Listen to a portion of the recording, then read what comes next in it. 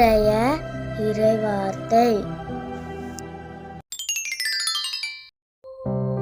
எதை சொன்னாலும் எதை செய்தாலும் அனைத்தையும் ஆண்டவர் இயேசுவின் பெயரால் செய்து அவர் வழியாய் தந்தையாம் கடவுளுக்கு நன்றி செலுத்துங்கள். தூய பவுல் கொலோசியருக்கு எழுதிய திருமுகம் அதிகாரம் 3 இறை திருவசனம் 17.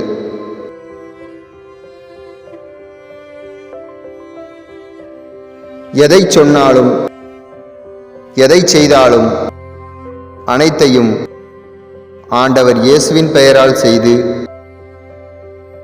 அவர் வழியாய் தந்தையாம் கடவுளுக்கு நன்றி செலுத்துங்கள். தூய பவுல் கொலோசியருக்கு எழுதிய திருமுகம் அதிகாரம் 3 இறை திருவசனம் 17.